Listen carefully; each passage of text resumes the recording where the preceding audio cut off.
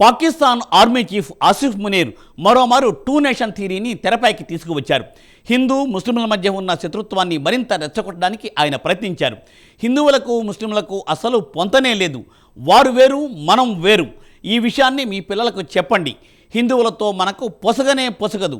మన పూర్వీకులు ఎంతో కష్టపడి సాధించుకున్న దేశాన్ని, మన ప్రత్యేకతను కాపాడుకుందామని ఆసిఫ్ మునీర్ ఇస్లామాబాద్లో జరిగిన ఒక సదస్సులో మాట్లాడుతూ చెప్పారు. ఈ కార్యక్రమానికి ప్రధానమంత్రి షెహబాజ్ షరీఫ్ కూడా హాజరయ్యారు. ఇక మునీర్ తన ప్రసంగంలో ఇంకా హిందువులకు వ్యతిరేకంగా ముస్లింలకు అనుకూలంగా ఏం చెప్పారో ఈ ప్రత్యేక కథనంలో చూద్దాం.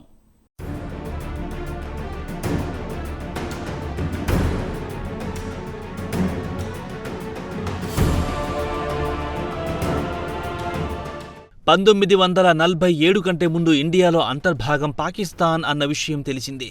స్వాతంత్ర్య ఉద్యమం సందర్భంగా బ్రిటిష్ వారికి వ్యతిరేకంగా గాంధీతో పాటు ఇతర ముస్లిం నాయకులు పోరాడారు, స్వాతంత్ర్యం సాధించుకున్నారు. స్వాతంత్ర్యం ఇవ్వడానికంటే ముందే ముస్లిం నాయకుడు మహమ్మద్ అలీ జిన్నా తనకు ప్రత్యేక దేశం కావాలని పట్టుబట్టాడు. ముస్లిం మెజార్టీ ఉన్న ప్రాంతాన్ని ప్రత్యేక దేశంగా పాకిస్తాన్ కావాలని పట్టుబట్టాడు.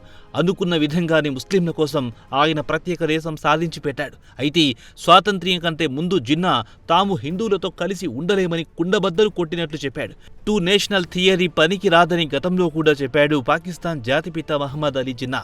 అనుకున్న విధంగానే 1947లో ఇండియా కంటే ఒక రోజు ముందే పాకిస్తాన్కు, అంటే ఆగస్టు 14న స్వాతంత్ర్యం ప్రకటించారు బ్రిటిష్ వారు.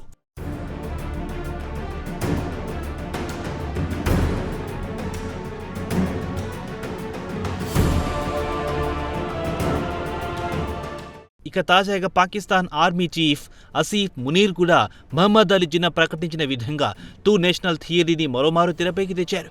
తాము హిందువులతో కలిసి ఉండలేమని తేల్చేశారు. మన పెద్దలు ముస్లింల కోసం ఇస్లామిక్ రిపబ్లికన్ను ఏర్పాటు చేశారని గుర్తు చేశారు. హిందువులకు ముస్లింలకు మధ్య చాలా వ్యత్యాసం ఉందని తేల్చారు. ముస్లింలు గుర్తింపు కోసమే ఇస్లామిక్ దేశం వీడిపోవాల్సి వచ్చిందన్నారు మునీర్. పాక్ ఆర్మీ చీఫ్ కూడా అరిగిపోయిన గ్రామ్ఫోన్ రికార్డుల దశాబ్దాల నాటి వాదనను మళ్లీ ప్రజల ముందుకు తీసుకొస్తున్నారు. కాగా మునీర్ పాకిస్తాన్ ప్రజలకు, తమ పిల్లలకు, హిందువులకు, ముస్లింలకు మధ్య ఉన్న వ్యత్యాసం గురించి స్పష్టంగా చెప్పండని పిలుపునిచ్చారు. ముస్లింల కోసం మహమ్మద్ అలీ జిన్నా ఎంతో కష్టపడి ఇస్లామిక్ రిపబ్లికన్ సాధించి ఇచ్చారని చెప్పారు. హిందువులు, ముస్లింలు కలిసి జీవించలేరని జిన్నా 1947లో ప్రత్యేక దేశం కోసం పోరాడి సాధించుకున్నారని మునీర్ వివరించారు.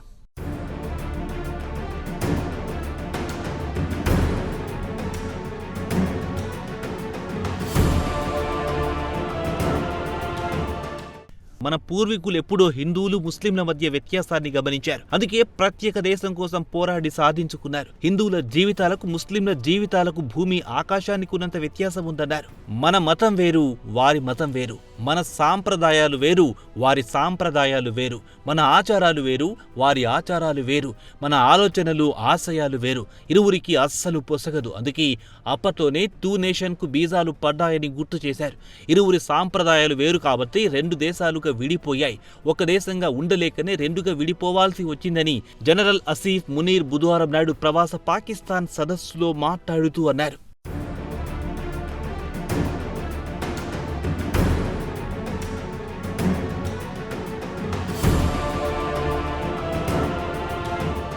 ఈ విషయాలను మీ పిల్లలకు స్పష్టంగా తెలియజేయండి. దీంతో పాకిస్తాన్ ఎలా ఏర్పడిందో మీ పిల్లలకు తెలుస్తుంది. కాగా ఈ కార్యక్రమానికి పాకిస్తాన్ ప్రధానమంత్రి షెహబాజ్ షరీఫ్ కూడా హాజరయ్యారు. మన పూర్వీకుల ఎన్నో త్యాగాలతో పాకిస్తాన్ ఏర్పడింది. పాకిస్తాన్ ఏర్పడడానికి మనం కూడా ఎన్నో త్యాగాలు చేశామన్నారు. సోదర సోదరీమణులారా, పాకిస్తాన్ ఏర్పడడానికి గల చరిత్రను ఎప్పటికీ మర్చిపోవద్దు. ఈ కథను మీ పిల్లలకు చెప్పండన్నారు ఆర్మీ చీఫ్ మునీర్. కాగా two nation theory champion Pakistan వ్యవస్థాపకుడు మహమ్మద్ అలీ జిన్నా అని చెప్పుకోవచ్చు. 1940లో ఆయన టూ నేషన్ థియరీని తెరపైకి తెచ్చాడు. హిందువులకు, ముస్లింలకు రెండు వేర్వేరు దేశాలు కావాలని పట్టుబట్టాడు. ముస్లింలకు ప్రత్యేక దేశం కావాల్సిందేనని బ్రిటిష్ వారితో వాదనకు దిగారు. దీంతో 1947లోనే ముస్లిం మెజార్టీ ఉన్న ప్రాంతాన్ని పాకిస్తాన్గా గుర్తించి ప్రత్యేక దేశంగా ప్రకటించారు. కాగా పాకిస్తాన్ ఏర్పడినప్పుడు ఇస్లామిక్ రిపబ్లిక్గా అక్కడ ఉండే మైనార్టీలు, హిందువులు, క్రిస్టియన్ల హక్కులు కాపాడుతామని హామీ ఇచ్చారు. కాలక్రమంలో హిందువులు పూర్తిగా తుడిచిపెట్టుకుపోయారు. కేవలం 1% మాత్రమే మిగిలారు.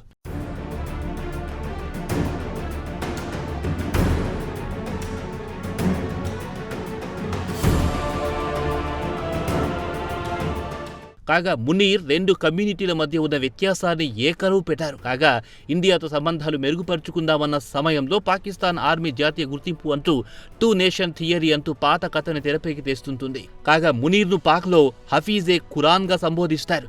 ఇస్లామిక్ సిద్ధాంతాల ప్రకారం పాకిస్తాన్ ఏర్పడింది. కాగా పాకిస్తాన్ ఇస్లామిక్ విశ్వాసం లేదా కలీమాపై ఏర్పడిందని చెప్పారు. కాగా మునీర్ మరోమారు హిందూ ముస్లింల మధ్య చీలిక తేవడానికి తన వంతు కృషి చేస్తున్నారు. ఇదిలా ఉండగా ఐక్యరాజ్య సమితిలో పాకిస్తాన్ మరోమారు కశ్మీర్ అంశాన్ని లేవనెత్తింది.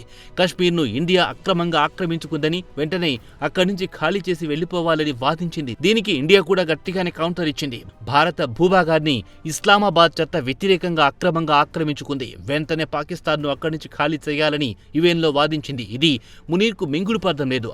అందుకే మరోమారు హిందువులపై, ఇండియాపై తన అక్కసును తీర్చుకుంటున్నాడు.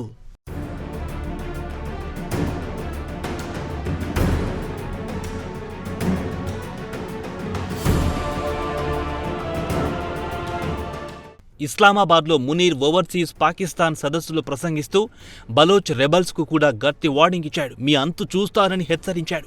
10 తరాల పాటు టెర్రరిస్టులు పుట్టుకొచ్చిన బలోచిస్తాన్తో పాటు పాకిస్తాన్కు కీడు తలపెట్టలేరని స్పష్టం చేశారు.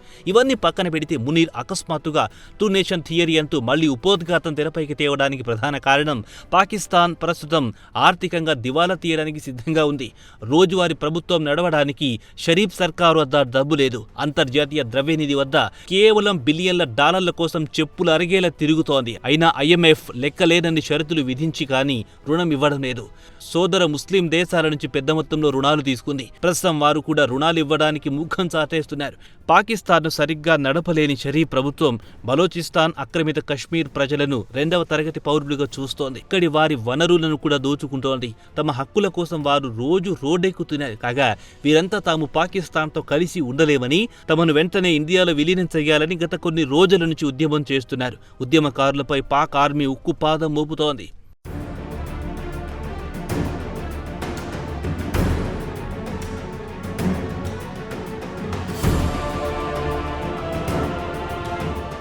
ప్రస్తుతం పాకిస్తాన్ ప్రజలు కూడా అక్కడి ప్రభుత్వంపై విసిగిపోతున్నారు. 2 దేశాలు 1947లో విడిపోయినా భారత్ ప్రపంచంలోని అత్యంత శక్తివంతమైన దేశాల్లో 5వ స్థానానికి చేరుకుంది. భారత్ జీడీపీ $5 ట్రిలియన్ చేరుకుంటే పాకిస్తాన్ ఆర్థిక వ్యవస్థ ఇంకా ముక్కుతూ మూలుగుతూ $350 బిలియన్ కూడా చేరలేకపోతోంది. దేశంలోని యువత ఈ వ్యత్యాసాన్ని చూసి ఇండియాతో విడిపోకుండా ఉంటే బాగుండేది, తాము అక్కడి అభివృద్ధి ఫలాలను అందుకునేవారమని అసంతృప్తి వ్యక్తం చేస్తున్నారు. ఇవన్నీ గమనించిన మునీర్ మన ముస్లింలు హిందువులతో కలవడానికి వీల్లేదని చీలిక తేవడానికి, రెచ్చగొట్టడానికి ప్రయత్నిస్తున్నాడు. మరి ఆయన ప్రయత్నం ఫలిస్తుందా లేదా వేచి చూడాల్సిందే.